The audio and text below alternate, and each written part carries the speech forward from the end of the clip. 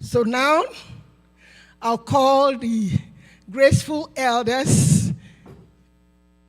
First and foremost, we will call the facilitator to come and just greet the people before I call the graceful elders, because she is the one that has been running around.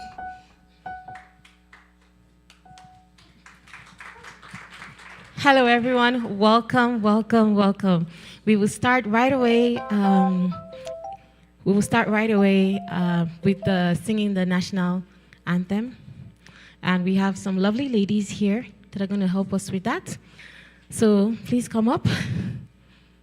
And thank you, everyone, for coming in time. Thank you for the turnout. Please celebrate yourselves, like give yourselves a hand. So we have the gracious seniors. Please, we'll begin this event with the national anthem of this great country. Could we come up? You're very smart. Yes. The gracious elders are from 65 years old. So when you see them with their beautiful faces, you'll know that these are youthful people inside them. Okay.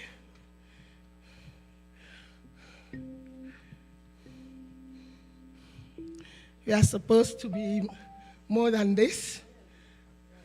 We have one of us in Halifax. This event will be shown. It's live. It will be streamed live, and he will join us there. He couldn't make it. His name is Roger. So we have some people.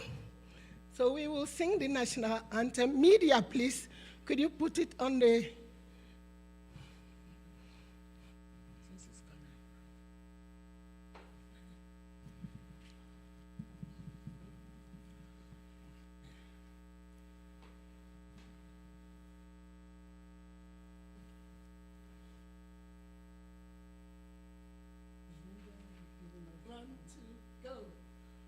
Oh, Canada, our home of native land, the precious love in all of us command.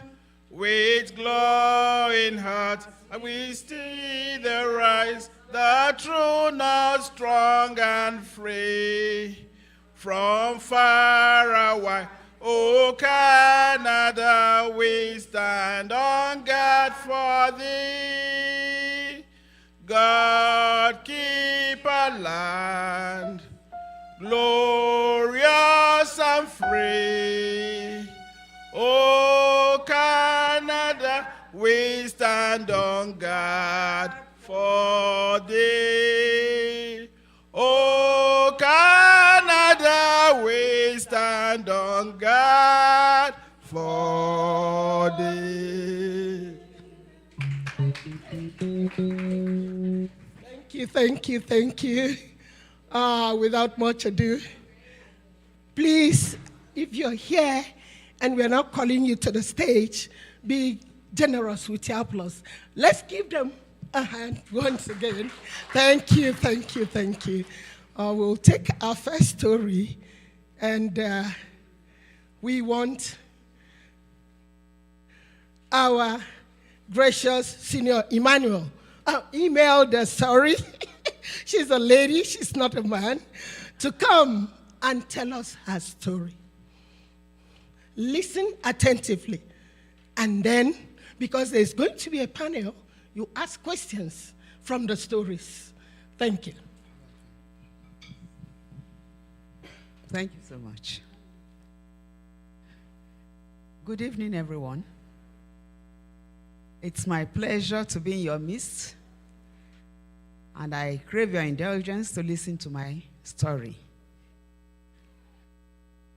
My name is Imelda, and I was born and bred up in the northern part of Nigeria. In fact, I was born in Katsina State. My schooling took me to Zaria Kaduna, where I had my secondary education. When we were on holidays at a particular session, we came home, and that was on a Sunday. I went to the church with my friends and my siblings. On our way back from the church, we haven't even gone, would I say, up to how many meters away from the church? We saw men, young men, all coming with their long sticks, chanting songs. And the song they were singing then was, Araba Bamaso, Araba Bamaso. That is Hausa language. Let's divide, let's separate. We no longer want it. Let's separate. We no longer want it. And we were baffled. We didn't know what could be going on. So as we continued moving, we saw that they were really pushing forward to attack us. Unfortunately, we had to run away for our dear lives. And somehow, we came back home to our various homes. Later that evening, we saw men again coming towards our house there in Zaria. And before we could say Jack Robinson, they were there in front of our house, shooting arrows. We didn't know what was happening. We had to run to a safer place through the backyard. It was the next morning that one of them came back to meet my father and told my father, you better run for your dear life. They came for you yesterday, they'll be coming again. So my father was so scared, and we managed to leave the house, or he managed to leave the house and left us there. So as he went to work, somebody called him and told him, Mr. Nwafo, you have to leave Zaria. Otherwise, you will lose your life. So my father didn't know what was happening. We never knew what was happening. We didn't know. But then, he managed to find his way down to the eastern part of Nigeria and landed in Enugu. Then I had to go back to school because I was schooling then in Kaduna, my secondary school. And there in Kaduna, there was a lot of all this, we don't want, let's separate, we don't want, let's separate, and it was coming on like that. People were being attacked. So at a point, the principal of the school, an Irish lady, now said, no, this is not safe for these children. Let's find a way of sending them back to their homes. So they managed to send me back, a good number of us, down to the east. Then my people were fretting in the village. How are we going to bring back these girls safe? Unfortunately, before they could conclude their meeting and who would come to take me back from Kaduna to Enugu and to my village, there was I in a vehicle, and I landed. And when they saw this big lorry coming, then it was lorries. You hardly find buses, not taxis or anything. I was coming down, and somebody just screamed from the house, that's Imelda coming. They all rushed out, took me in, and we started celebrating. So that is how everything happened until a group, I'm trying to cut the whole thing short, a group of men came together and said, we had better do something to protect our village. Otherwise, these hostile men who are now moving down from Nsukka to our own side would attack us. And a good number of us, I was 16 then, we opted to join the force. And so, I was given a shorts, a polo shirt, and a long stick. That was our weapon. That was our, you may call it our ammunition or whatever. So we were there. We attended much lessons on, we had military training. I can even display some here because they are still fresh in me. So So we continued like that. And unfortunately, they overpowered us. The young ladies and men with their sticks and whatever, standing at the borders of our hometown. We were even the first to run away. Those that were there preparing to defend their village, we all ran away and left our hometown. So that took me to Port Harcourt. I stayed there with my uncle for some time. There was becoming so hostile again. We had to move. So when we moved out, it was really hectic. I left my uncle again, joined my auntie and her children, while my own parents were back home. I joined them there, and unfortunately, my little cousin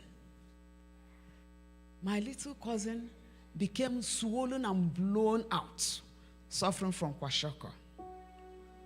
We didn't have any other option. And there was I. We went scouting for lizards, scouting for frogs, scouting for anything called meat to prepare food for her to eat and maybe recover. It was that bad. But fortunately, after some time, we had to leave.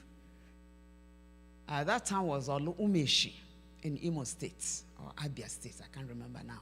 Imo State. We left there, trekked for miles, many kilometers. My legs were all swollen, and I was backing my little cousins, carrying very heavy loads that normally I couldn't have. But thank God for the strength and, the zeal to run away from danger. So we continued like that, and we came to the point where we needed to cross a river.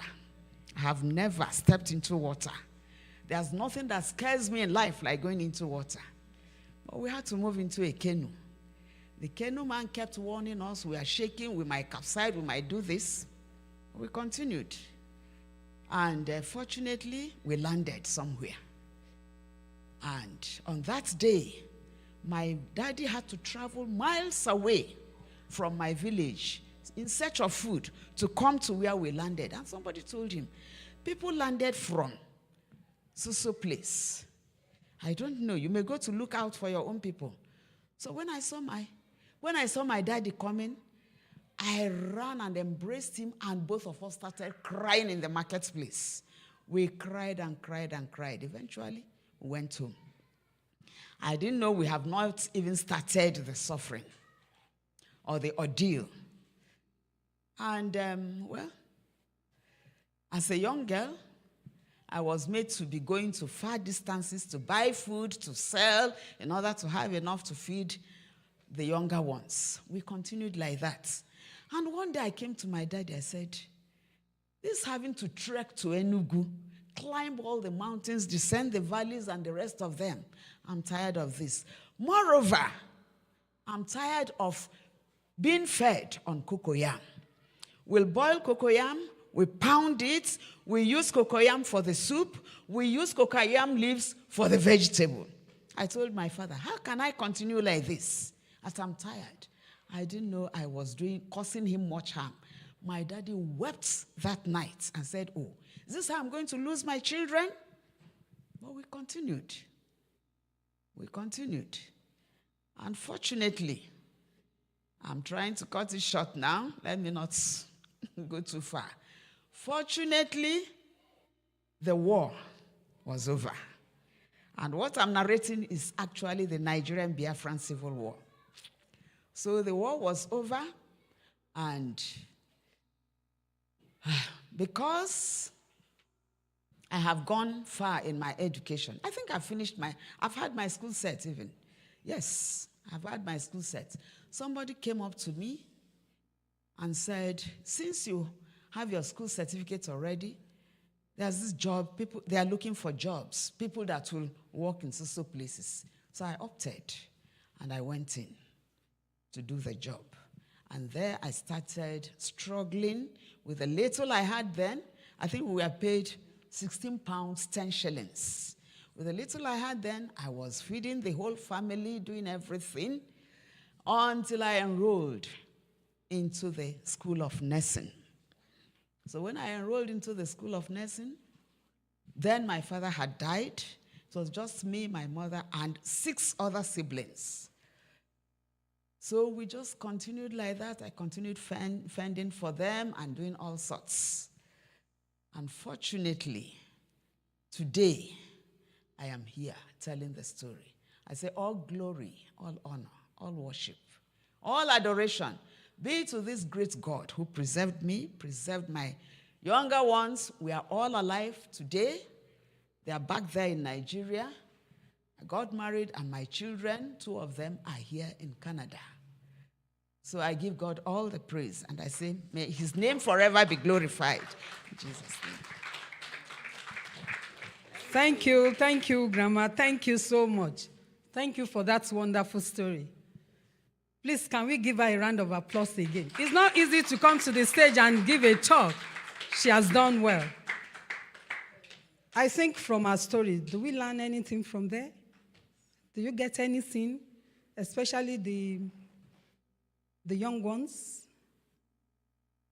Were you able to listen to her story?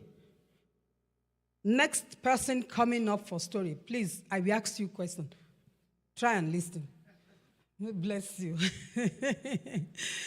Hallelujah. We thank everyone coming. We thank you. Grandma, thank you so much. For us not to take much of our time, I would have loved to call one of our children, the Sandio Group 1. Are you ready? Are you in the house? Let them talk. Are you ready? Yes, you are ready. Okay. So can you come to the stage or give us whatever you want to display?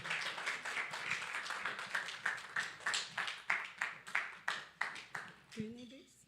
No, they don't need this.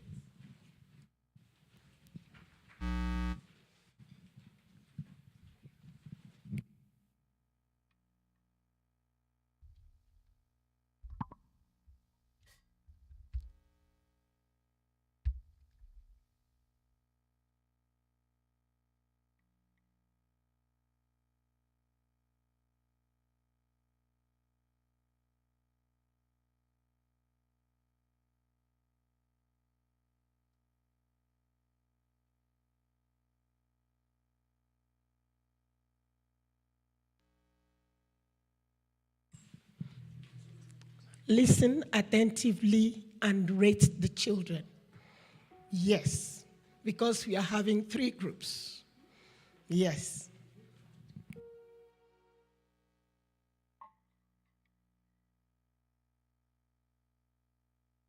Introduce yourself, please.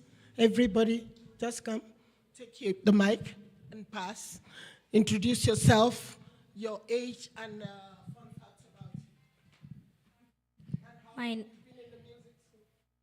My name is Ire, and a fun fact about me is that I love playing the piano, and I've been playing in the music school for 1 year.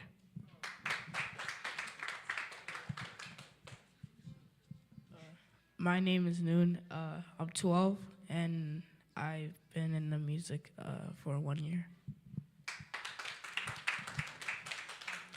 My name is Ore, and I'm 13, and I've been playing music for a year. My name is Queen, and I've been playing music for about 4 or 5 years. My name is Ife, and I'm 11 years old, and I've been in the music school for 1 year. My name is Luca Molinga. I've been with the group for the last almost a year. I'm in my early 50s now. My name is Marcelo Wani. I'm 51 years old, and I love music. I've been with Sandior now for almost a year.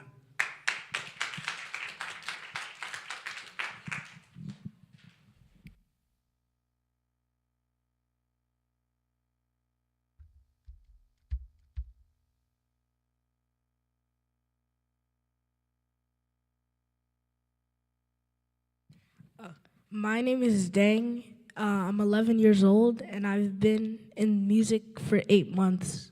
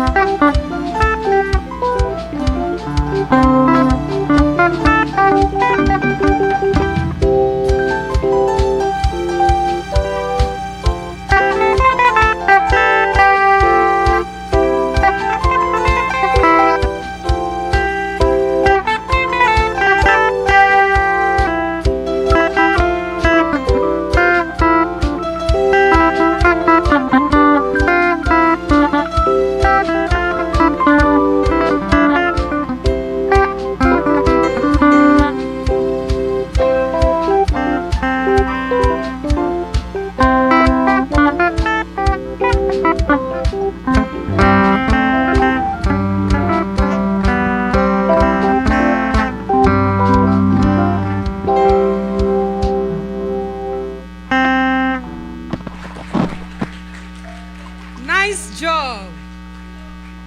Very, very good job. Come. Because I want everybody to see. It seems as if you are hiding.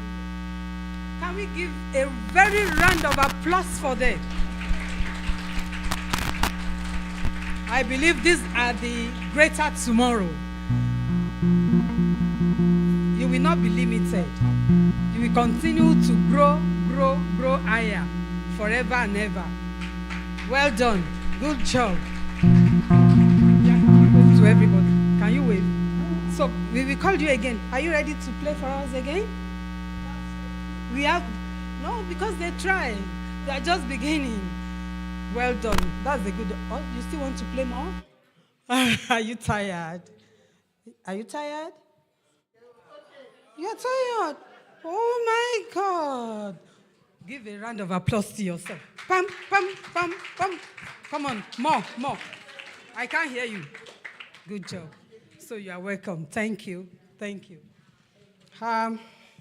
As we move on to the next item, I'm going to call our senior Pamela to give us our own story.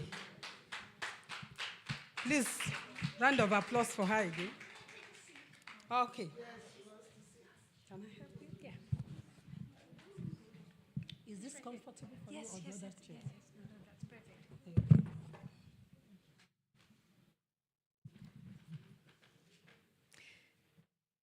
My name is Pamela, and I was born in the spring of 1959, about 2.5 kilometers from where we're sitting right now.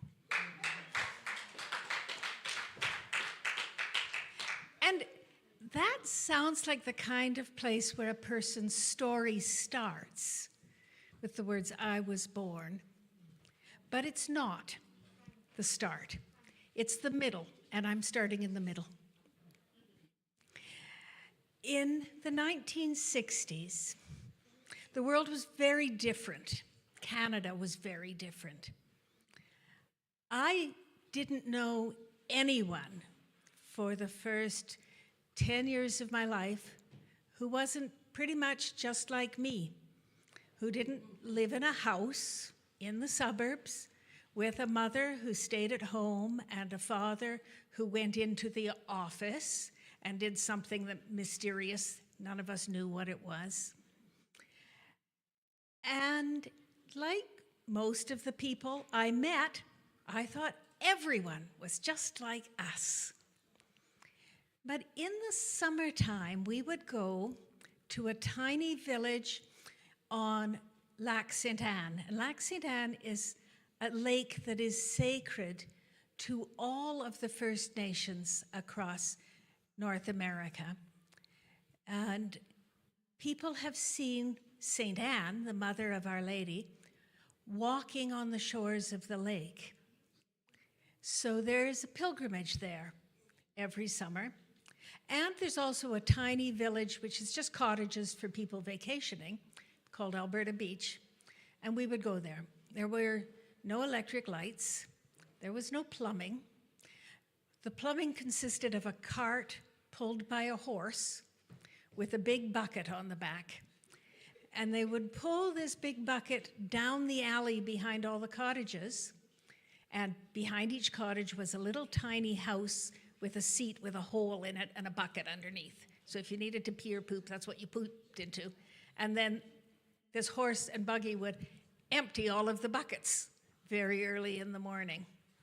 And we had a village pump where we would walk down and get a bucket of water every morning. And then my sister and I would carry the bucket between us, and we can't have been bigger than this at the time. And that was ordinary for me in the summers. But the really special part about that for me was being babysat by Diane. Now, in the 1950s, Jonas Salk discovered the polio vaccine. But many people were not vaccinated right away. So Diane had caught polio, and she couldn't walk. Her muscles had atrophied and her tendons had cramped. And so she used crutches. And therefore, she was always the babysitter, because all the other big kids could run and play, but Diane would stay with us. And Diane's best friend was Virginia. And Virginia was Cree, one of the First Nations in northern Alberta. And she had black hair that came down to her waist.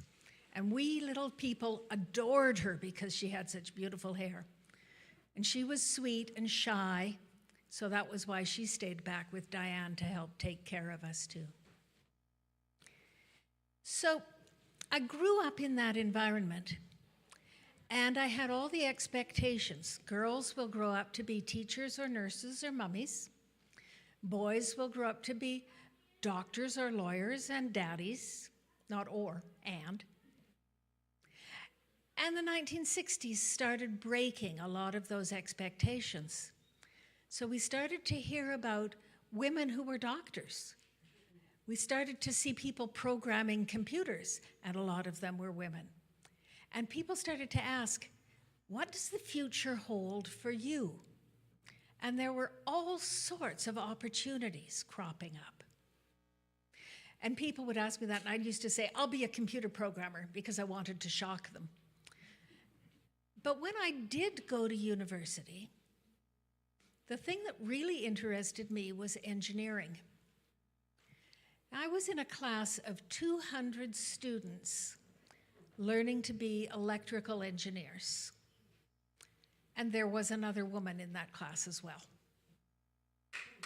2 women in a class of 200 people. And when I went to the counselor to enroll in engineering, he said to me, why would a nice girl like you want to go into engineering? Do you think he said that to the boys? No. And one of the classes I went to, if I had a question, I'd put up my hand, and other people might have questions as well. And the professor just was as if he never saw me. He never called on me for my question. And 2 of the boys in my class came to me after one of these lectures and said, how come he never takes your question? And I said, as far as I know, it's, They said, okay. And after that, wherever I sat, they sat right behind me. And when I put up my hand, those 2 boys would put up their hand. And when the professor called on them, they would say, we want you to answer Pamela's question.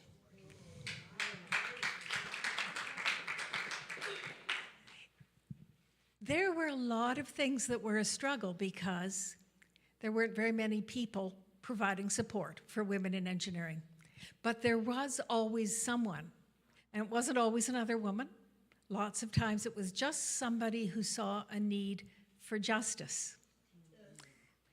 So when I graduated and I started working, I started studying engineering the year that Alberta passed the Human Rights Act in Alberta. I graduated from engineering the year that Canada passed the Charter for Rights and Freedoms. And yet, when I started looking for a job, I was being interviewed by a company who's still in existence. They're a telecommunications company whose name begins with Bell and ends with Northern. And they called me in for the interview, and we had the interview, and then they said, well, we don't actually hire women. So why did they give me the interview? I don't know. Then I was waiting for another interview, and I was on time, of course. But I waited and waited and waited. And then finally a man came out and he said, Pamela McLean, you can come in now. And I went in and had my interview. And that company hired me. But my father happened to be taking a plane flight and sitting next to someone, and they got talking, and my father said his name was Alan McLean. And the man said, well, that's interesting. I just interviewed a young woman named Pamela McLean. And my dad said, oh, well, surprise, that's my daughter.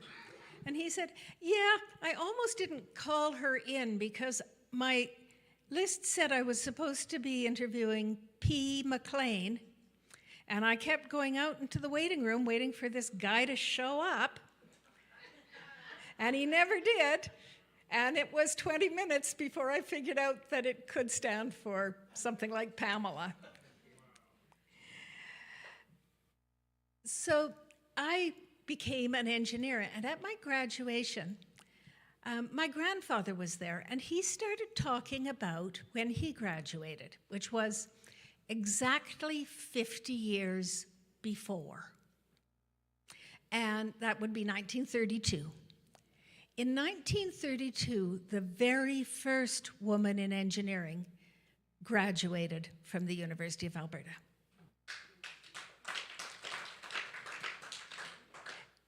And my grandfather was unsurprisingly proud of me and wanted to tell me all of the stories about his past. And he had a pretty interesting past because he graduated from engineering shortly before World War II broke out. And he was working in the oil fields in Trinidad, which was a strategic target during the Second World War. So there were lots of exciting stories about that. But then he also started telling me stories about his childhood. Now, in his childhood, he spoke a language called Gaelic, which comes from the northwestern part of Scotland.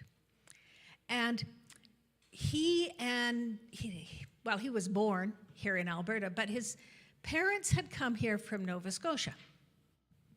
And their grandparents had come to Nova Scotia because of a civil war in Scotland and a regime of economic injustice called the clearances, where they were intentionally trying to get rid of anyone who came from the Gaelic culture.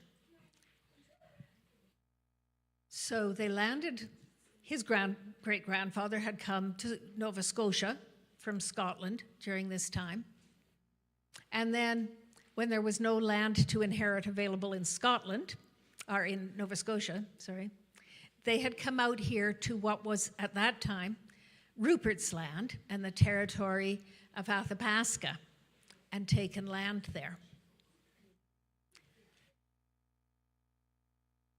When they landed here in 1886, the entire province looked pretty much the way Nose Hill Park looks now. So if you've been to Nose Hill Park and seen how it's basically just grass and a few trees, that was what was here when they came here. Oh, and I have to stop talking in 1 minute, 2 minutes. Okay, so this is what I want to say. My story doesn't start with me. It starts with my grandfather, and his story started with his great-grandfather. And we came here to this land, and I could be huffy and say, my family's been here for 7 generations. But 7 generations or 1 generation, this is the land that the First Nations chose to share with us when we came as refugees. And we are all bringing the best we have to this land, and we are all working towards the future together. Thank you. Thank you. More hands, please. More hands. Thank you. Good story. I know, and I'm very sure that some of us will still have some stories to give us. I believe time will permit us for doing that. Because it's always good to have stories from seniors. There's no way you will not learn from them. So, as we move on, we welcome some of our seniors that are just entering. You are welcome.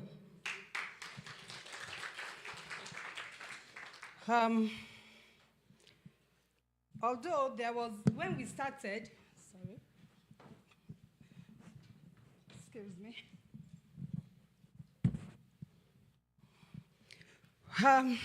When we started, we should have started with introduction. but we want the house to be more than where we were coming from. Now the forum it's making sense. Please, and please, and please, you will not be tired of clapping. Clap again! More, more, more, more. Oh, more! People passing are not hearing you. More, more, more. More energy to your hands is an exercise. Thank you. Thank you. You've done well. Now I welcome everyone that are present on this special day for seniors. I'm delighted to share an inspirational project by the story to the world, just as it's being displayed. This title was facilitated by our dear daughter, Hef-zibah. This remarkable initiative, which was presented to the government of Canada's New Horizon Project for Seniors, is aimed to inspire and uplift people through various forms of storytelling. That was why I said every senior has a story to tell. I wish we started earlier, for as we registered, as we come in, so that everyone signing in, we have a story. You won't be left out. You need to say something, because it's good to learn. I think it's good to learn, and education never ends. The project includes a diverse array of creative works, which she has in plan. She has 35 stories and musical pieces. This is the first one we've seen. Another group will be coming up. She has another 10 podcast to be presented, 5 published stories, 2 audiobooks, 2 graphic novels, and 1 recorded song. I'm sure everybody are lovers of songs. 1 short film show that she wanted to present. And you know, there's no one that doesn't like stories or watching something. Not everybody can read. So many people will be on their road, plug their ears in order to listen to stories or to listen to one music or the other. It's part of life. Right? It's part of life. Therefore, these works are designed to encourage and engage in different audiences. Audiobooks and graphic novels will particularly appeal to the young ones. Because I know there was a time I was in the train. There was a particular youth. He has forgotten himself. He plugged his eyes and he was reading. By the time the train now got to the final stop, he was crying. He has forgotten himself in the train. I wonder.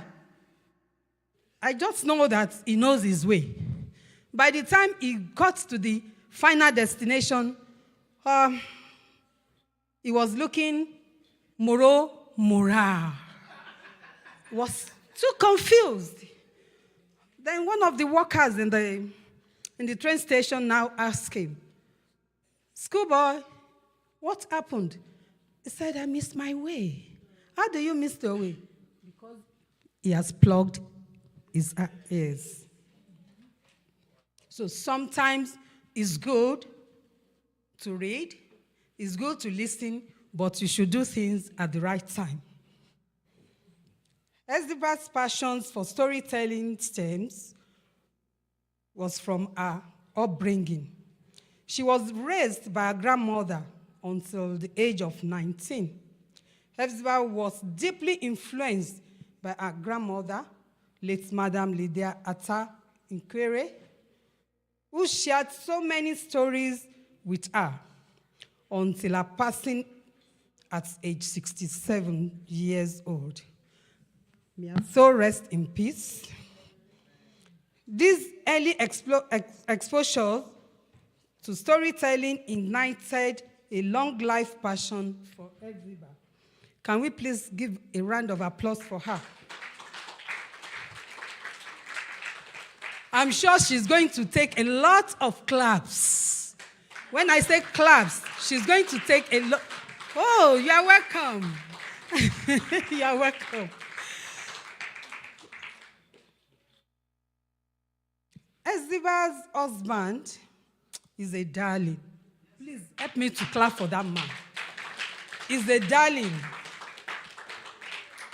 All everybody are praying for is that we should see the bone of my bone. That wherever we are, we should have a good partner. And so shall it be, even to the young ones growing up. Our husband has also been a significant source of encouragement.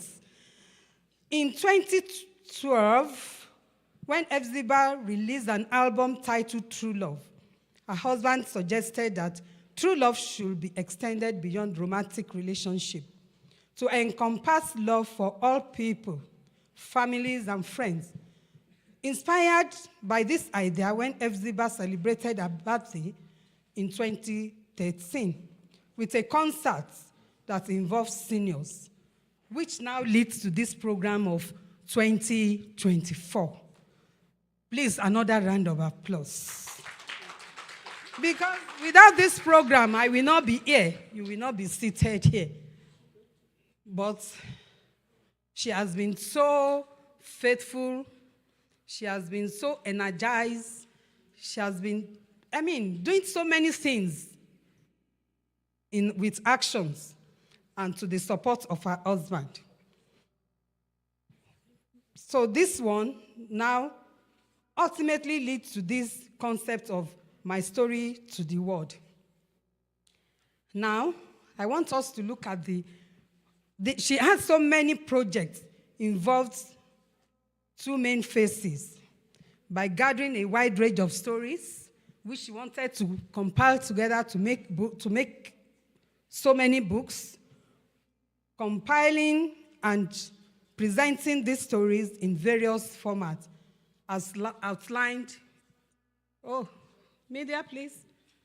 Just as outlined above. Just as I said, I think it has been displayed. Media, okay, that's it. Thank you.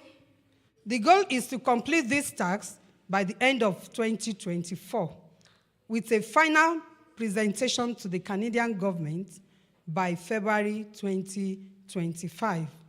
We are excited about this journey and look forward to sharing the fruit of our labor with the world, celebrating this richness of experiences and story that each senior has to offer. That was why I said everyone should have a story to tell. We must have a story to offer.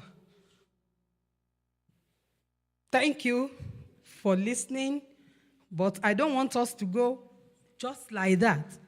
If you cannot tell us your story today, please, we will appreciate by giving us your name, your phone number, and promise to give a story which she's going to, get in touch with you and collect your stories. Thank you, and you are welcome.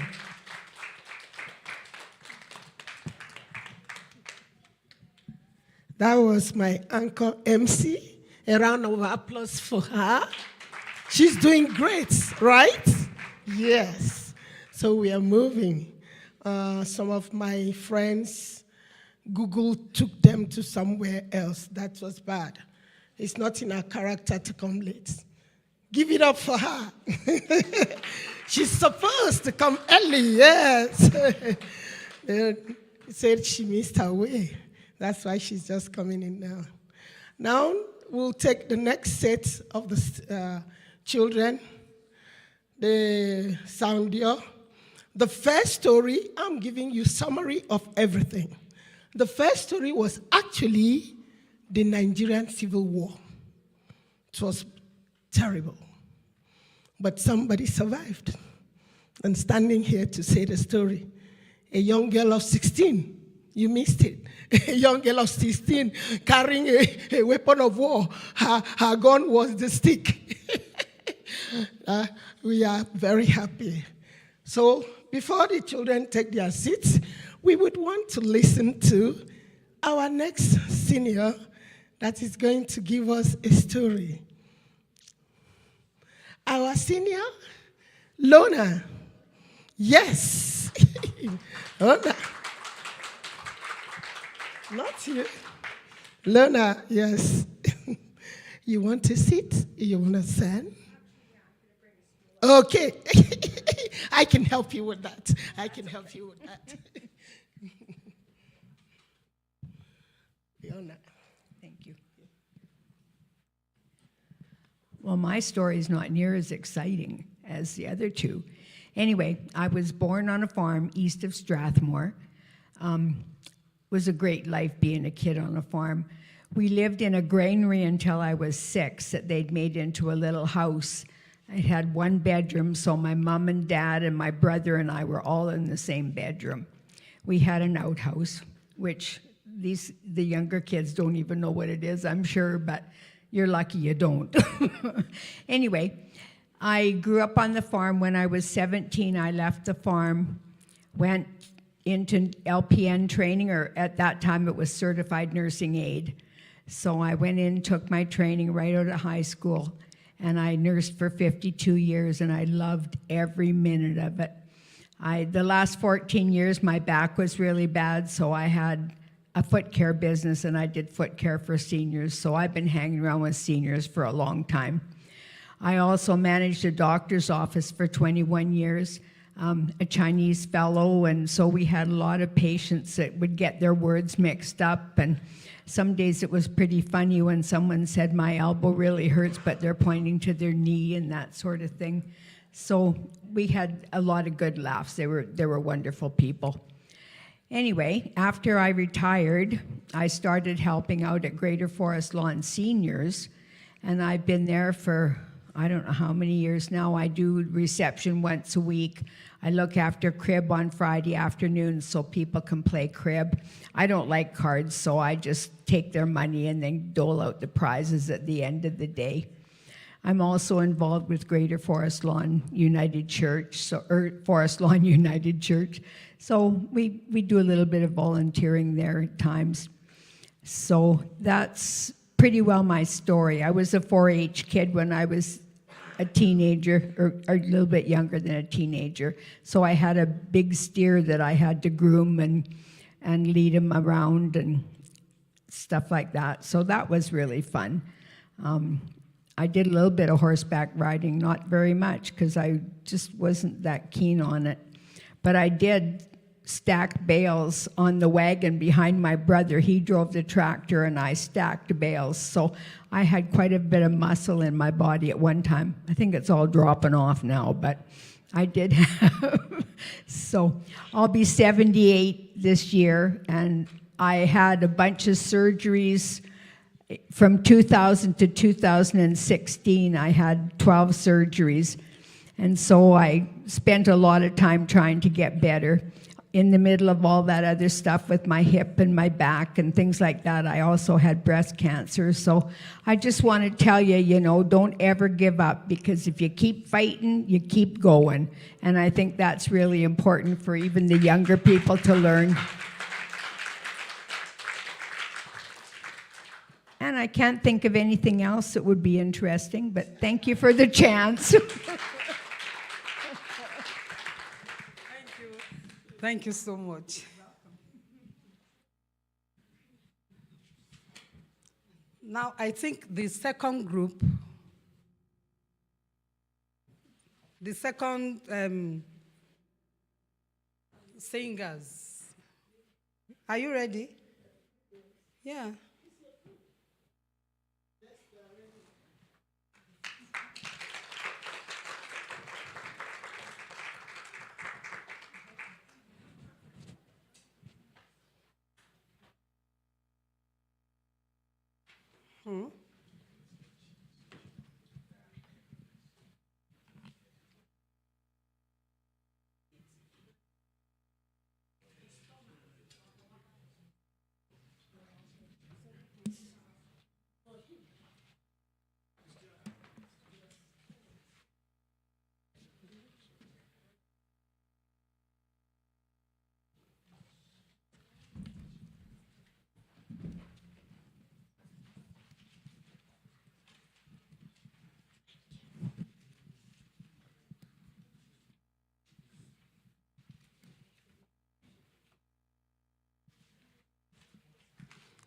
Like I was saying, you have to rate the various renditions. We had the first one, and this is the second one, the Sound Your Students.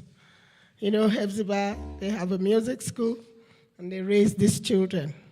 We must have a next generation. Yes. So you give me your score for the first one, and then this one, and then the final one. Thank you.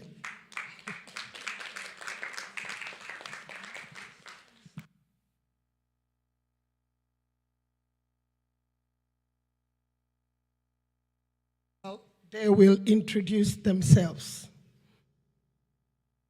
Who is on your drums? Who used to play drums for you? They didn't come. So what will you do? Are you going to borrow? Hello, everyone. My name is Samuel, and I'm 14 years old. And I've been in San Dior for 4 months now.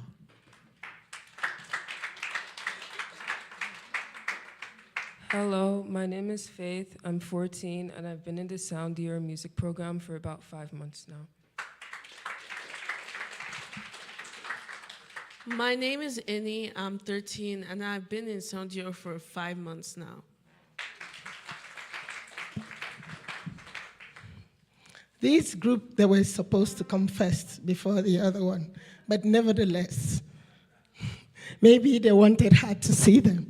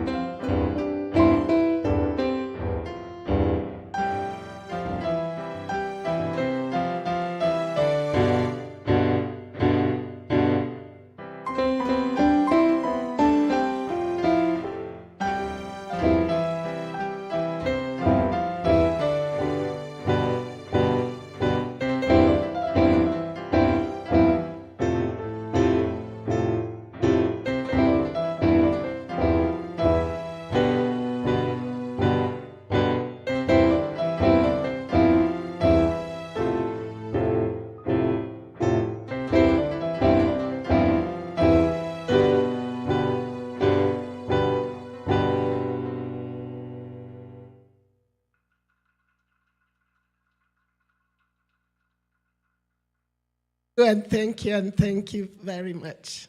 We appreciate them. And so we know that these are promising people. You didn't give us any fun facts about yourself. Your age and there must be something about you. Just say something. One fact about me is I like to code all the time. One fact about me is that I like to draw and paint and sculpt and make clay objects. One fun fact about me is that I like to draw and crochet. She's talking about crocheting, and as we are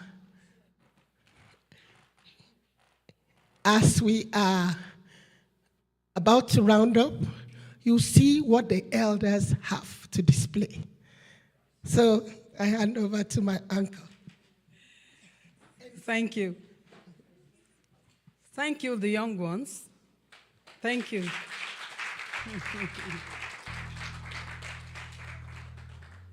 Please, I will appreciate the seniors in the house at this moment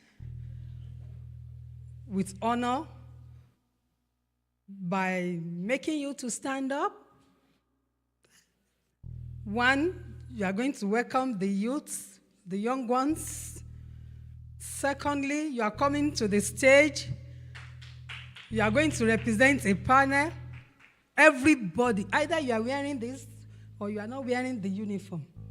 Now, so that the questions will be thrown to us, and all seniors in the house are ready to answer the youths.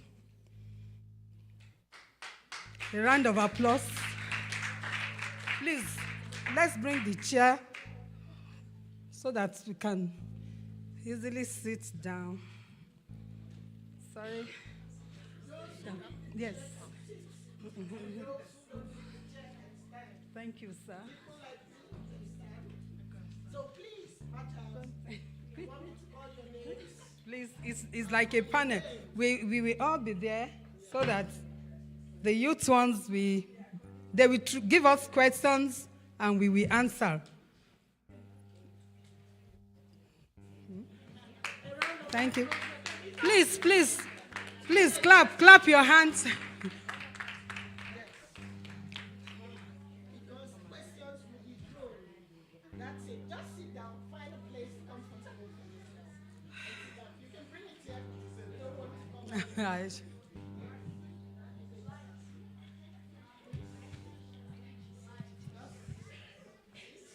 Mm-hmm.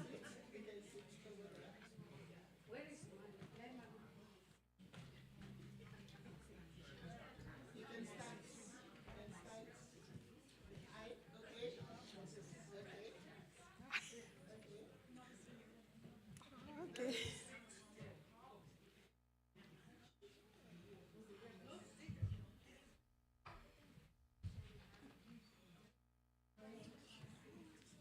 Okay.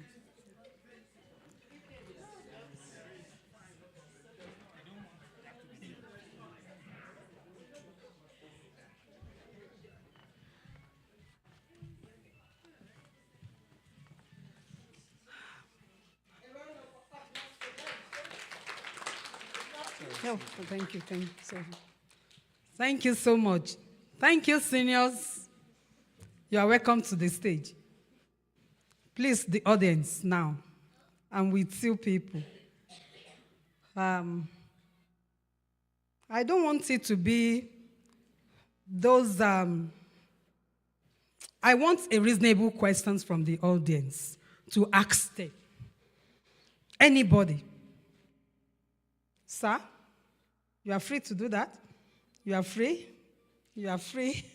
Anybody, you are free. Just ask them any questions. Your experience on the stage. Please come.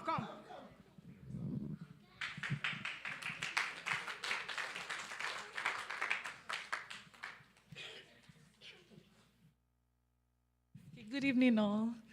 And my question is, what's one thing you wish that you did while you were younger? compared to where you are now, one thing you wish you did? You wish you would have done. You would have done, yes. Okay, that you didn't. Do you understand that question? Yes. Throw it to anybody who wants to answer. From number 1. Just 1 minute. Everybody needs to give an answer. Okay, I think for me, I had actually thought I was going to become a lawyer, but I ended up being an educationist when I went into the university. And that is something I would have loved to do, to be a lawyer. For me, I actually like to be a doctor, a medical doctor.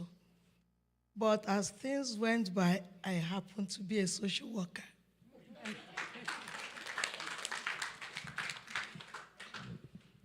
Well, I think I wanted to be a lawyer like the first speaker, and at the same time wanted to be a nurse. And I thought I could have combined them, but I ended up just being a nurse.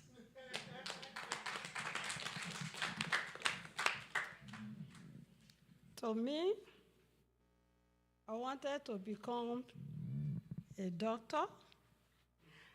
Unfortunately, I lost my parents or my father at a tender age, so I could not pursue that. I went to education side just to pursue the.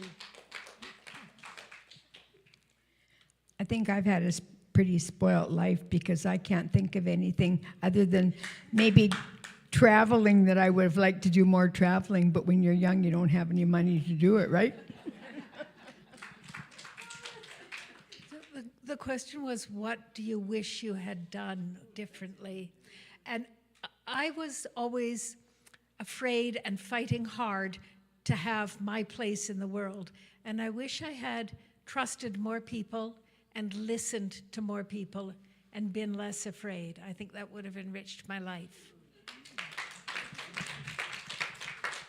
Hello, I wanted to be an accountant, but unfortunately, there was no money again for me to go further, so I became a social worker in the office. Actually, I wanted to be an engineer, but unfortunately, I lost my daddy at a tender age. So I ended being a secretary, but it was okay. As for me, I wanted to get married to a white man, but unfortunately, he disappointed me. Yeah. And I ended up with a black man.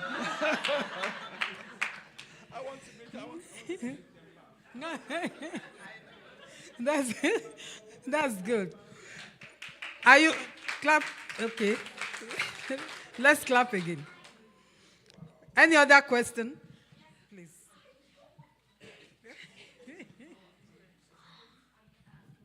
What's your favorite childhood memory? Speak louder. What's your favorite childhood memory? Your favorite child in memory? Your childhood memory. Okay. When I was 6, I remember my daddy was taking me to school every day until I got to about 8 years old. Then I knew how to get to school by myself. I remember living with my auntie, and it was really tough. So, yes. Well, we as if I was not born to see my father. We were very young when he died. We didn't know about any him. Huh? Oh, I didn't know my father. We were very young. We didn't know him when he died. So our mother was the one sponsoring us. So that's why we didn't go so far. I remember very fondly the summers that we spent at Lac Sainte Anne, and in particular, the close relationship I had with my elder sister in those days. We would go to the village pump and she would have to jump to reach the handle. But once she reached it down, she would hold it low enough that I could help her pump.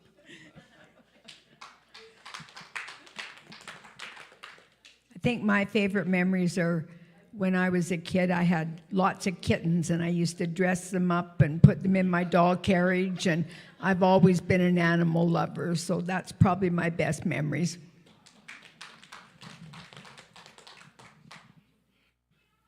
As I said before, that I lost my father at a very tender age.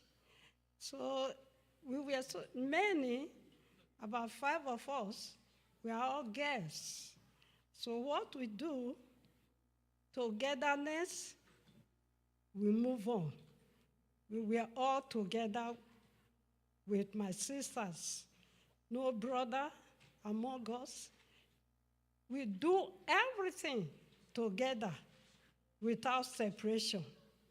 And that is what we are still doing today. If I don't hear from any of them a day, I will not be at peace. So we are so tied together. Thank you.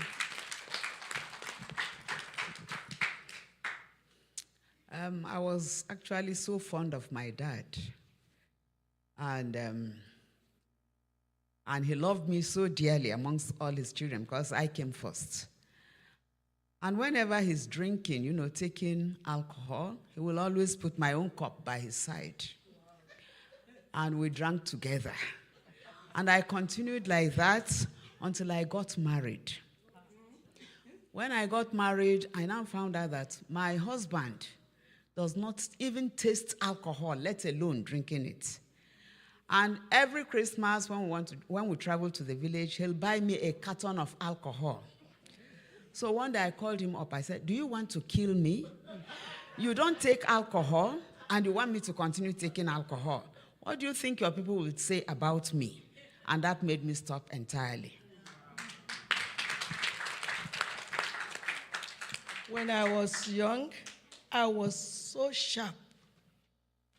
And I was my parents' pets.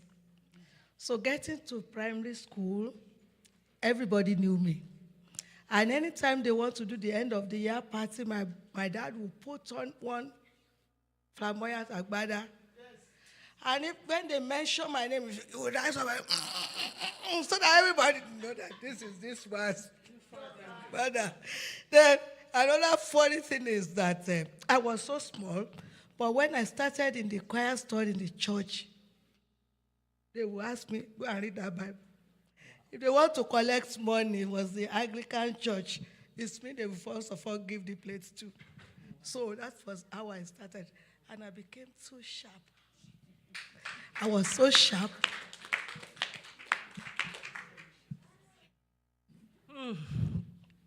What I remember most about my childhood and what I still miss, for me, is the way Christmas used to come, which is totally different from what we see today. So Christmas when we were children was not about presents. I grew up in a very large home.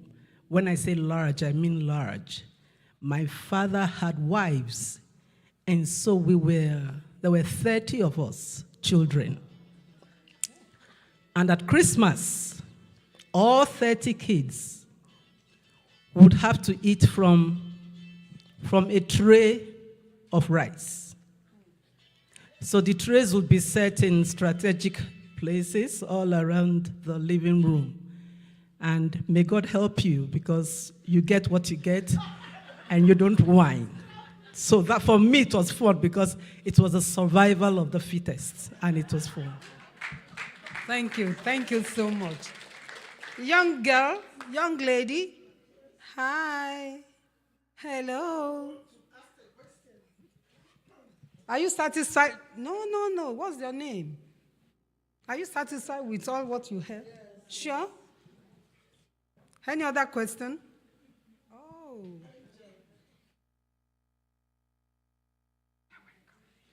Yeah, welcome. Climb the stage. Very loud. How old are you, all of you guys, and what year were you born in?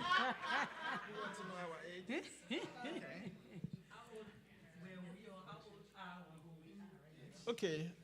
How old are you guys? Ask the question again. We can't hear you. How old are all of you guys? And what year were you born? I'm 64 years old. I'm 69. I'm 71. I'm 65. I'm 78 almost.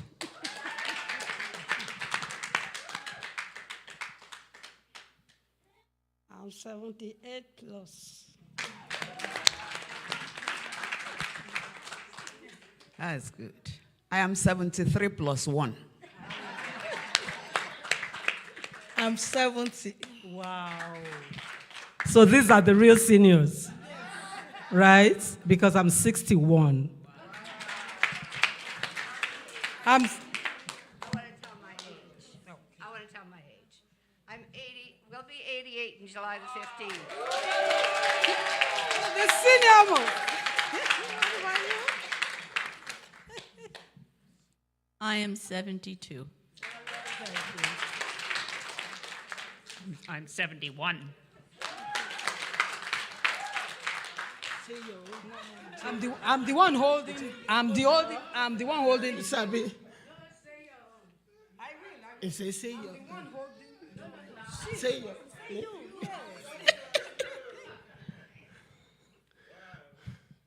Dr. Crown is only 65 years to be in July.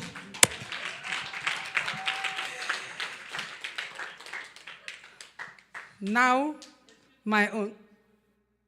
No.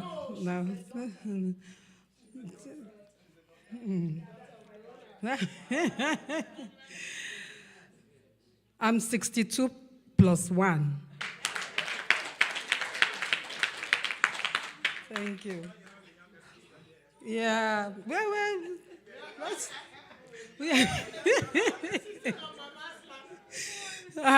That's nice. So any other? Okay. Please come over.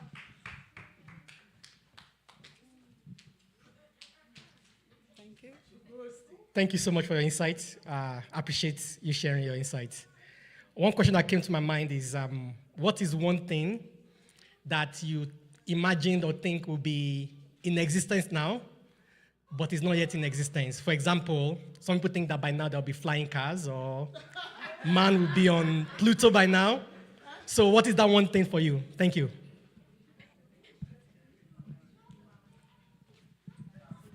For me, I thought people would be living in space by now, specifically like Mars, yeah. For me, I think there should be that children, youth of nowadays, should be trained more in moral attitudes. For me, my earnest heart desire is 24 hours light in Nigeria.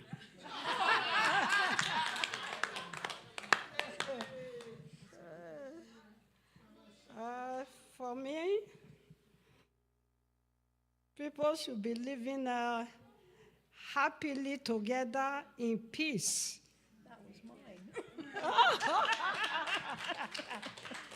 I agree, that's what I was going to say. I just wish the world would have peace. I think I really believed that we would have equal justice for everyone in Canada by the 21st century, and I still hope that that is coming soon.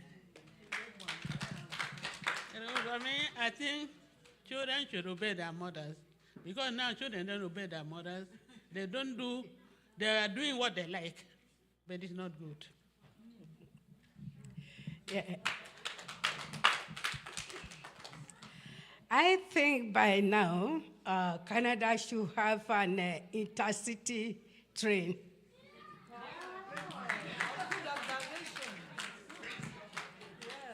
I wish by now, whether you are black or white, we should be one. Thank you. Are you satisfied?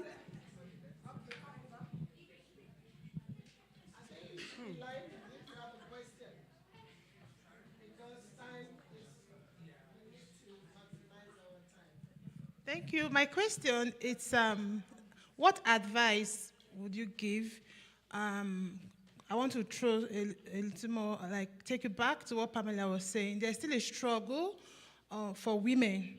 Yeah, balancing career and the home. What will you advise?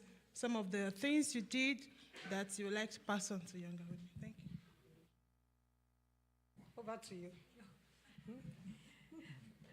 My children were born in the 1990s, and there was a great controversy between women who stayed home and felt that they were disrespected by women in the workplace, and women in the workplace who felt that they were hoeing a harder row because they were doing both, putting a roof over the head and then cleaning underneath the roof as well. And the advice I have is to stop fighting one another, that whatever you can do to help out someone else will make their life a little easier, and whatever you need, you can ask for, and that will make your life a little easier. One of the best things was dropping children off at daycare, noticing the other mom from the same street who was also dropping children off, and all of a sudden that halved our work because I could drop her kids off and then she could bring my kids home. So looking for help and not competing with everyone else. Any other?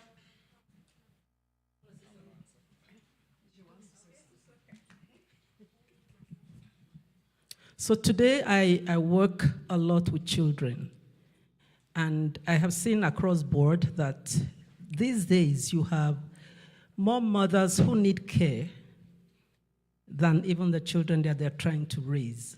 So as a mother, if you are unable to balance the home and work struggle, you need to be able to pick your battles. Because gone are the days where you have to depend on your mom or some other help from elsewhere to help you raise your kids.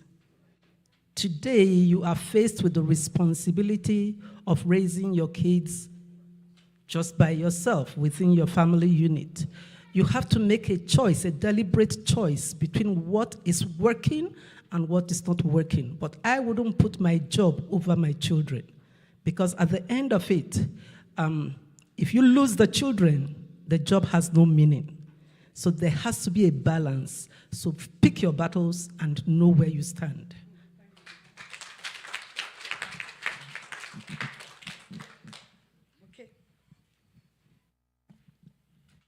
I think my thing is, and I worked for a long time, I had to have a learning disabled son, and my mother used to tell me it was because I worked, because she was a farm wife and she was home all the time. I know that's not true because both my brothers had learning disabilities, but I think the best thing you can do is when you have to work and you have kids at home, spend the time you can with your kids, because you lose it so fast. They grow up so fast, and then you look back and think, gee, I wonder if I was a good mom or not. So love your kids lots and spend as much time with them as you can.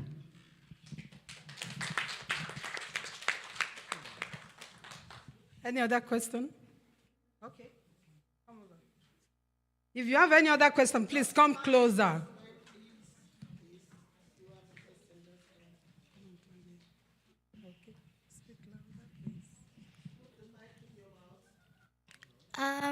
My question is, what would you tell your childhood self?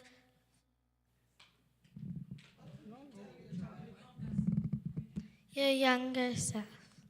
What will you tell your younger son? Your younger What self. advice will you give your younger son? Self. Self. Oh, your younger self.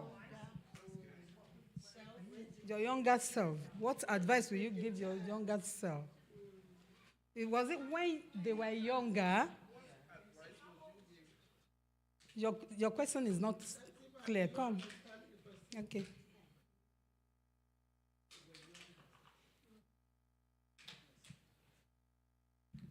It's a pleasure being here. I'm a mother. So, looking back, what advice would you give your younger self? Looking back now, or what would you tell your younger self? It's as simple as that. Like, oh, I would have told my younger self this if I had known. Yeah. I would pick my friends wisely. I would not be in a competition with anyone. And I will do the best I can, not just for myself, but for those around me. And I will look for peace in my world and not compete.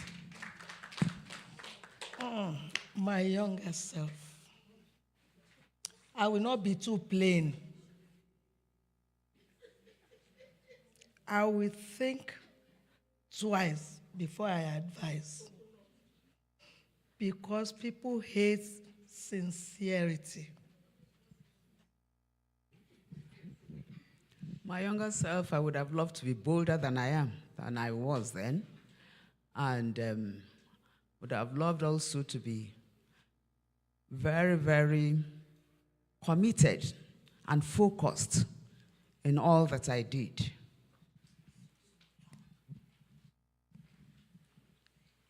For myself,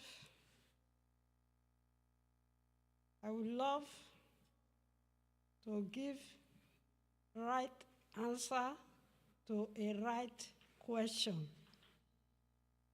I would like to advise people to do the right thing at the right time and not to be hurried to a conclusion.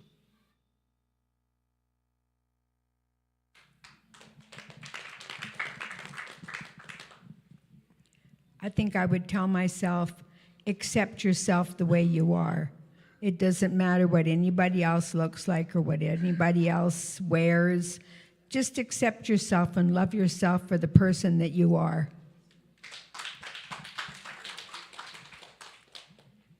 Kenya nadanya kalasahanakshiv. Remember who you come from. Remember your people. You don't have to reinvent the wheel. There's wisdom in your grandmothers and your great-grandmothers. So remember them. Well, I say myself that, one, I have to respect myself so that others will respect me. Secondly, I have to love another person as myself, so that others will love me. As for me, I will be myself and be focused. As for me, I will always be faithful and teach the younger ones to be faithful as well. Thank you. Any other? Okay. I told you to come closer, please. Come. Be smart. For any of you that witnessed the Biafran War in Nigeria, what was your experience? With the war in Nigeria, what was your experience? When you were in Nigeria. Yeah. Is it Nigeria war you mean? Yeah. If your experience in Nigeria war. I can't remember anything about it. Okay.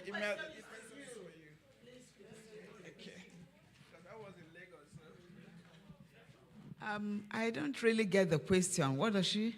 Your experience during the war. I thought I've narrated all my experience. Well, most of them. And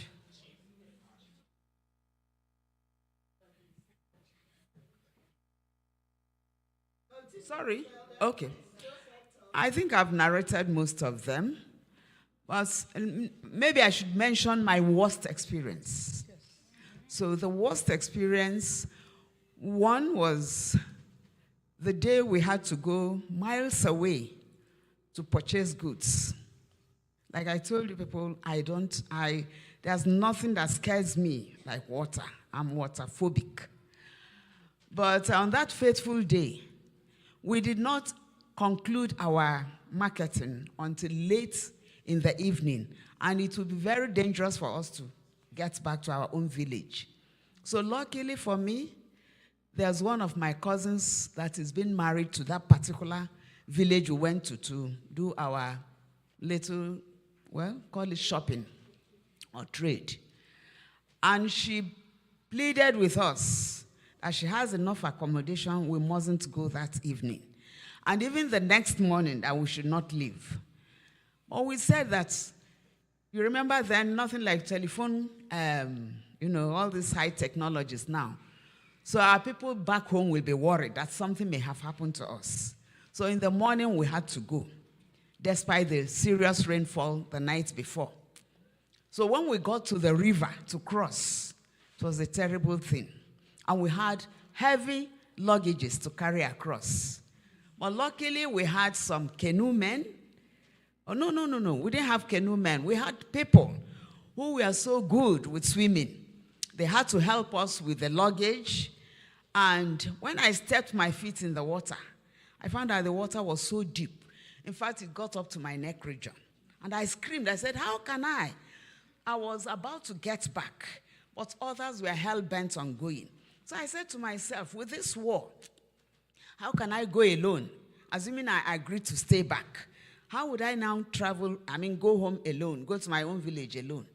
So I had to brace up, and I went with them. But fortunately, we had somebody who told us that there's a bamboo that the river is, carrying along. Can we get hold of that bamboo? If we get hold of it, we'll be sailing on the water. So we had to, I think we were about 5. We had to get hold of the bamboo, and as we held the bamboo tree, we were moving. It carried us, with the water getting up to our neck region, it carried us across. And that's how we survived that nasty experience.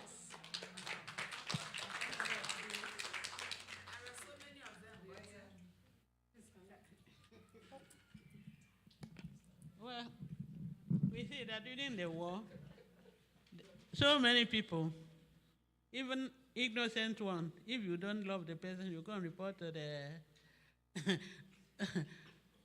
to the military, there they will come and kill you.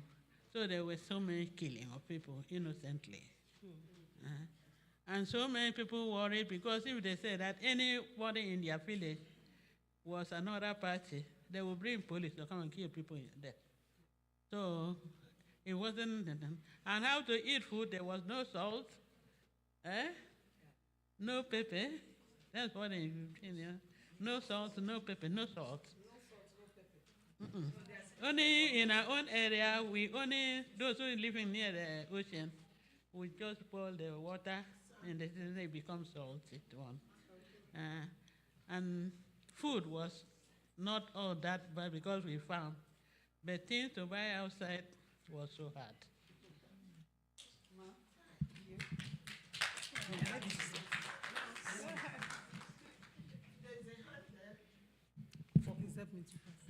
Okay.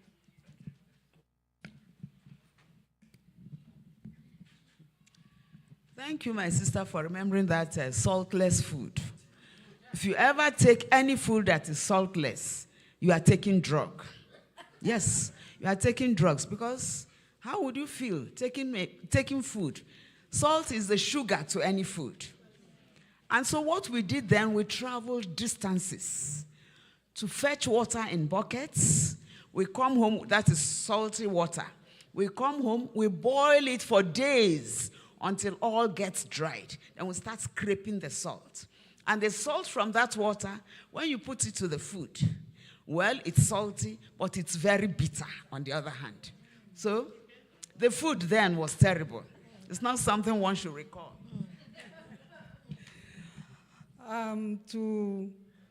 To add to it, I had a little experience about the war. No. Just very little, because I was very little. As at that time, the only thing I could remember was that when we had the sound of the gun or of any horrible sound. My parents, as at that time, I was with my grandmother. So there was nothing she could do more than to hide me under the gutter and put a plank, all those wood and leaves, in order to cover. Nobody will lift up their heads. We are under the gutter for coverage.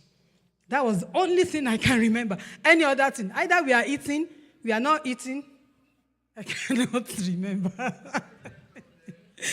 I cannot remember. That's okay. Any other? You have one too? Please come over quickly. Be smart.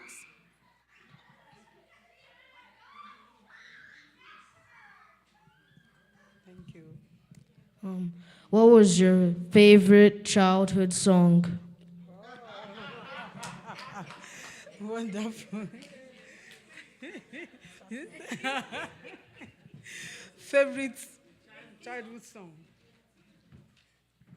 Jésù fẹ́ mi, mo mọ̀ bẹ́ẹ̀, Bíbélì ló sọ fún mi. Jesus loves me, yes, I know. The Bible tells me so.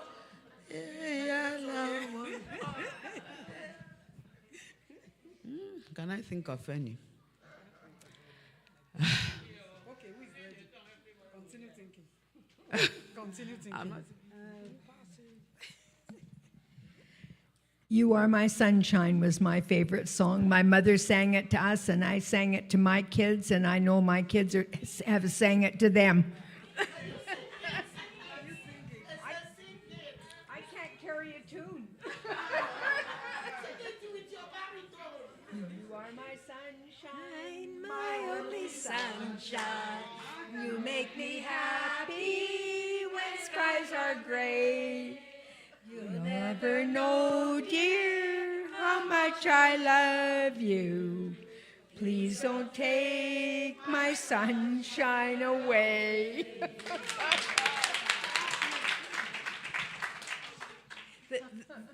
The Gaelic people are storytellers, and many of the stories go back to the War of 1745. Speed, bonny boat, like a bird on the wing, onward the sailors cry. Carry the man that's born to be king, over the sea to sky.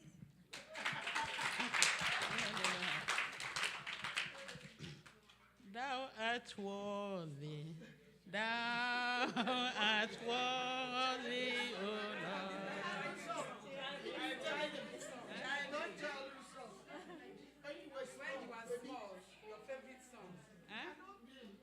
When what?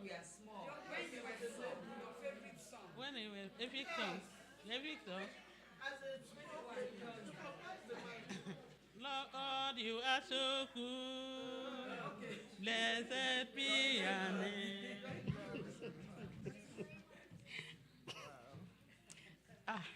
What do I sing? I love Jesus. I love Jesus. He's my friend. He's my friend. He will never leave me. He will never leave me. He's my friend. Thank you.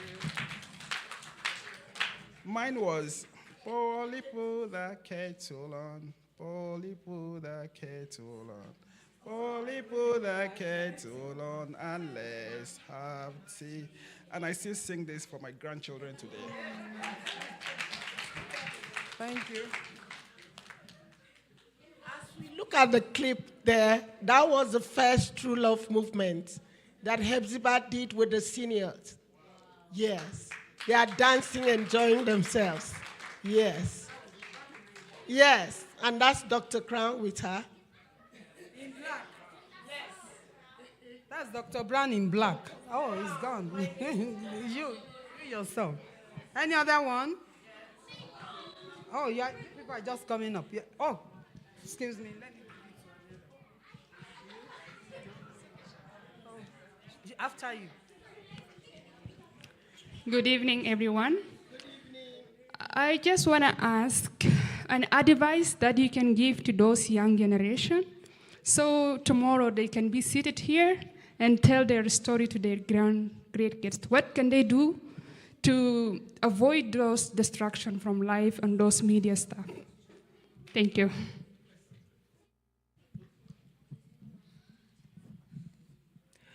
I struggle with this generation because of the influence of social media. And I wish, in all honesty, that this generation would pay attention to other more important things and not be ruled by social media. Because what the social media does is take away your identity. At the end, you don't know who you are because you are being ruled by what people say. And I'm hoping that this generation will be more human. Be conscious that human beings live around you and that your life is not in a cell phone and it's not media controlled. If we can do that, I think we'll stand a chance of sitting here and raising not just children who will be pillars in the society, but also grandchildren that we can be proud of. My advice to younger generation is that they should be focused. They should be obedient. They should not follow bad gangs. Because if you see in this country, there's no discipline for them, unlike in our area there. And they can talk anyhow. I remember those days. Who are you to look at your parents in the eyes? Such things are no more. They can do and undo. But in obedience, I discovered that life is better. Though the way we were brought up those days was quite bad. Because if they say, I can talk in the public, I will say no. Because you dare not talk where your parents are sitting. If they look at you in the eyes, you know what they have said.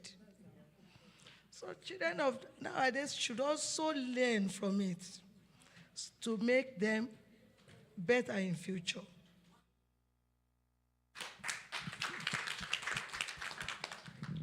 Thank you, thank you. I would say that the first speaker has summarized everything. And the key word there is obedience in the lives of our children.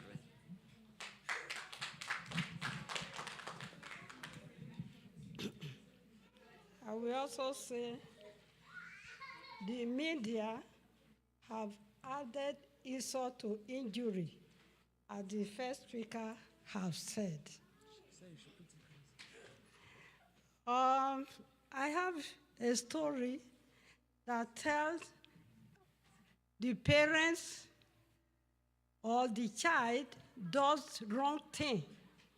The parents or the mother wanted to correct the child by raising up a cane or whatever. The child now went to the school and told the teacher what the mother did. Now the caregiver or whatever they call them came to the house to ask the mother what he wanted to use for the child.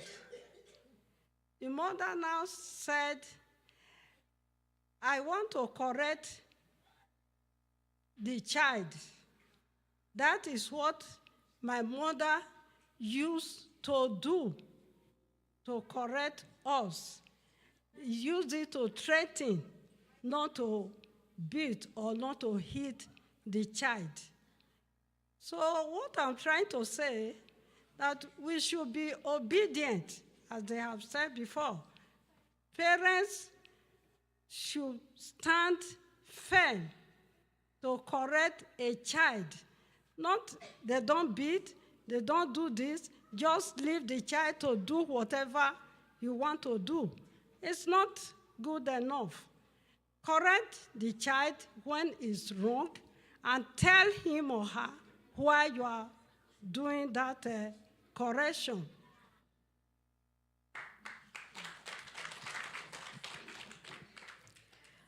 I think children need to learn respect more than they do nowadays. If we talked back to our parents, boy, we were in big trouble.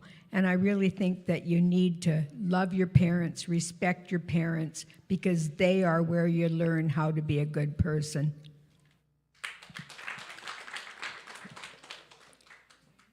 To the children, I would say, listen to your parents. But to the parents, I would say, they're going to listen to you anyway because they adore you. You are the one who has given them life, who puts a roof over their heads and food in their bellies and love in their hearts. So speak to them because they are yearning to listen. Read to them. I cannot say that strongly enough. Read to them whenever you can and tell them your stories and your grandmother's stories because they want to hear you. It's when we are too busy that they go and find other entertainment that they become addicted to. When a 2-year-old says, "Me help," and you know suddenly that gardening task or unloading the dishwasher has gone from a 10-minute task to a 1-hour task, let them help. Because when you give your time up for them when they're 2, they will be coming back to you when they're 12. So the children, listen, but I know you will. The parents, give them something powerful to listen to.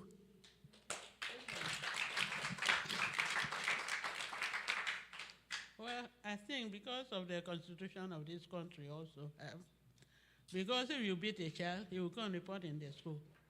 And they will either come and carry the child, and you'll be in trouble. So even when we were small, our parents always beat us, no trouble. But if you beat a child today, there will be trouble. And we say, and challenge you. That such thing can never be in our own area. They will beat you, know that you were not the one who born yourself. Upon the whole is obedience. Obey your parents. Whatever they ask you to do, do it. Because what you do now is going to become yours in future. I realize that some children of nowadays, they are not ready to do house chores. If you ask them to do it, they will go and come back without doing it. So you have to obey your parents.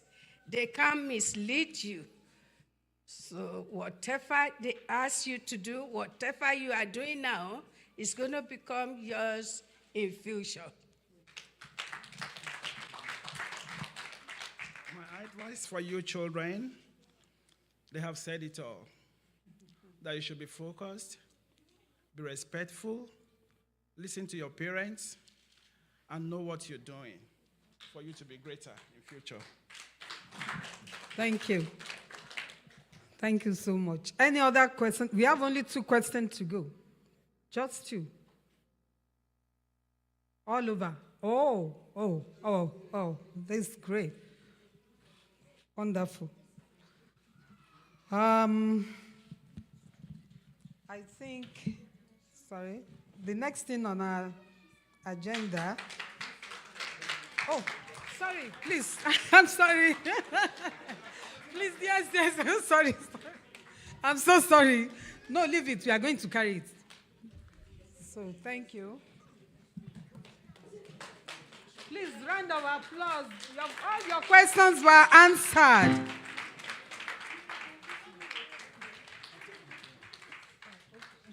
Thank you.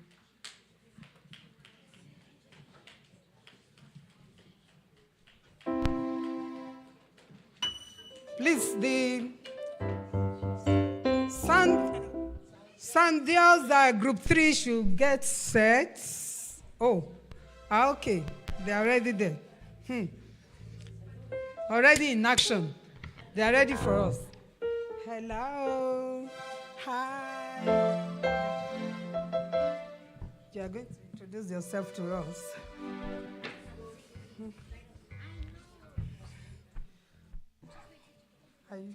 I know you are ready. Are we starting from you? You will tell us your name, your age, and when you started the...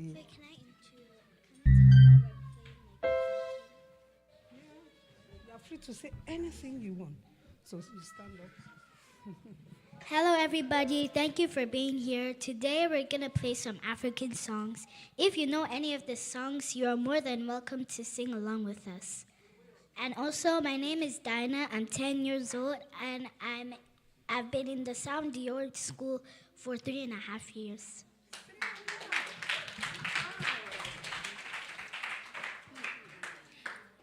My name is Ayo, and I'm 12 years old, and I've been in the Sound Dior for 3.5 years.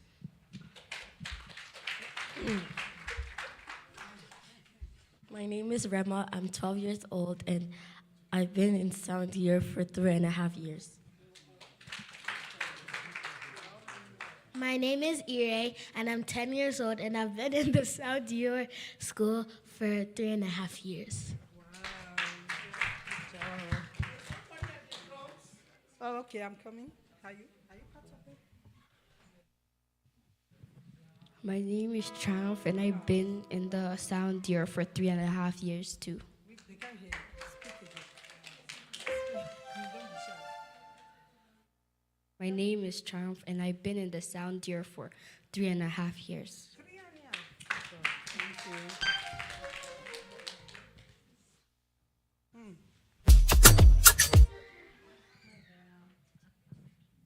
My name is Bryant, and I've been in the school for 3.5 years. Okay. Thank you. So, we are ready. We are ready to listen to you.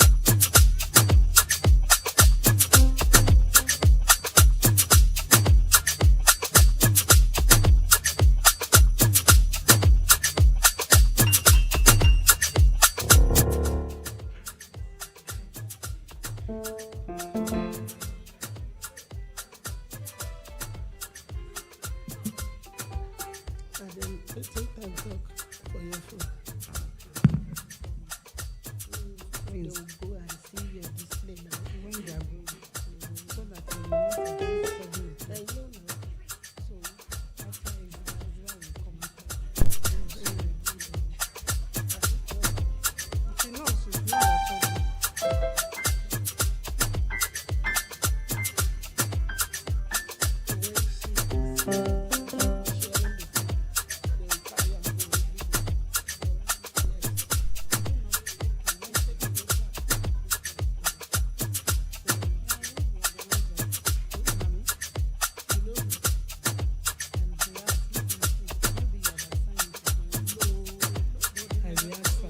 Maybe she has already assigned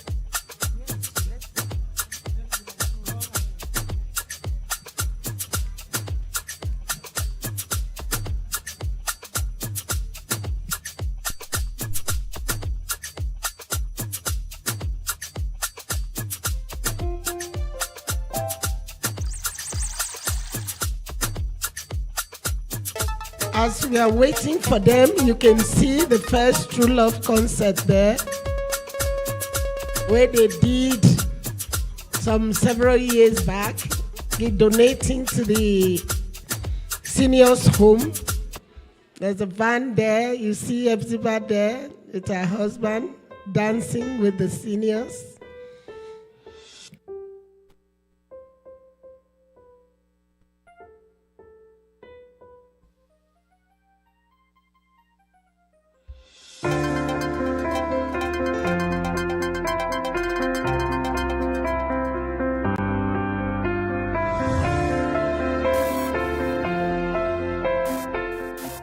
Your advice to your 27-year-old self. So, Roger, please. I would say the best advice I would give to myself as a 27-year-old would be have faith in yourself, stop questioning yourself, do the things that are important to you.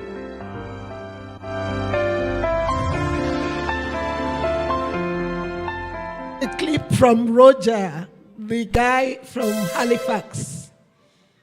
So we have some men in our midst. He couldn't come, so he just sent that.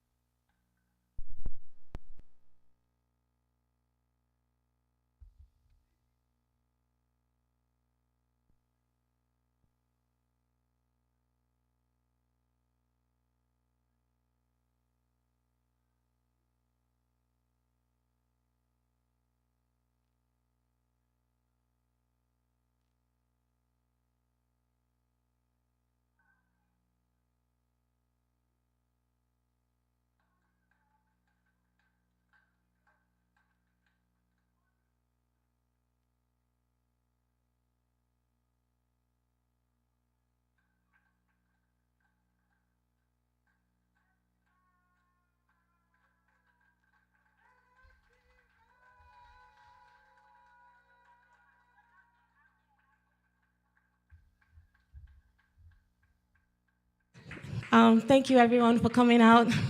I hope you all had a good time. Can you clap to show how good of a time you had tonight? So this was said earlier. It all started with my grandma. I love my grandmom of blessed memory. She used to tell me a lot of stories that I learned from. And so in 2013, after releasing my first album, where are those pictures again? Those were from 2013. Yeah. After releasing my first album, titled True Love, my husband was like, oh, let's do something to show true love to other people, not just your spouse or your, significant other, but, to other people, everyone. So we started in 2013, and I'm so excited in 2014 that it's come full circle, and we're excited to do this with the seniors and get the young ones to ask questions and learn too. So by show of hands, did you have a good time tonight? Just wave, just wave.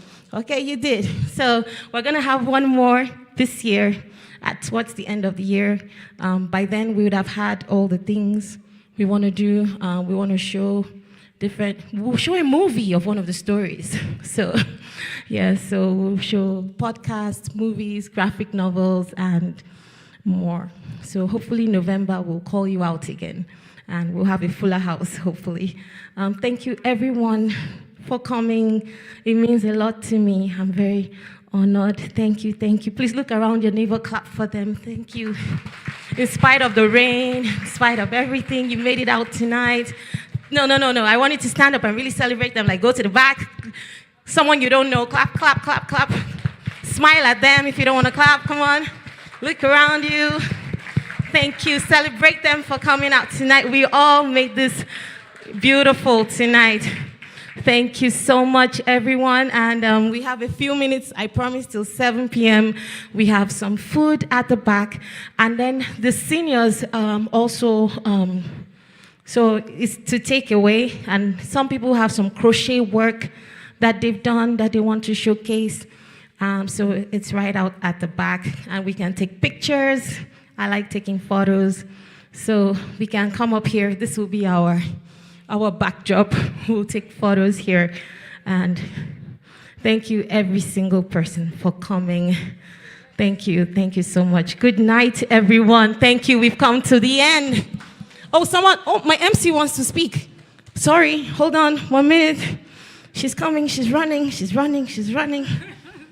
Thank you so much. God bless you. Thank you. Can we say a big bravo? A good bravo for her. Thank you. Lost but found.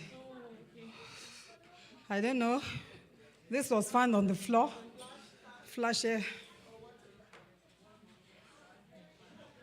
Please, I will leave it for the media in case anybody. Yeah. Yes, I also want to thank the children. Please celebrate the children. They did great on the instruments. It's not easy. Thank you, everyone. Good night. Please come up here. Let's take pictures before we go. Media, can we have the flyer displayed on this main screen? And then we'll use this as our backdrop and take some pictures. Please take a pack of food.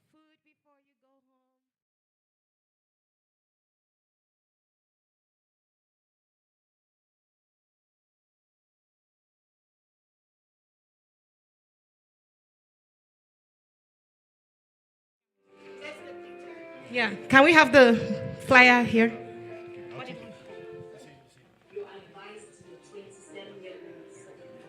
I want to thank the people from Calgary, Julie, for coming. Please clap for them. Come up, let's take pictures. Yeah. Stand with me.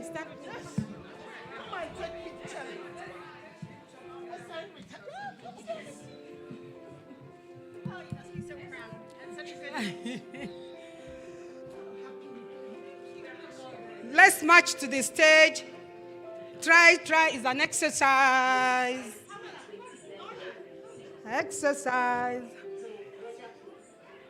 start. Please, can you join us, please? We are proud of you. Yep. Yep. Please. Yeah. Because your mom is there. It's a remarkable day.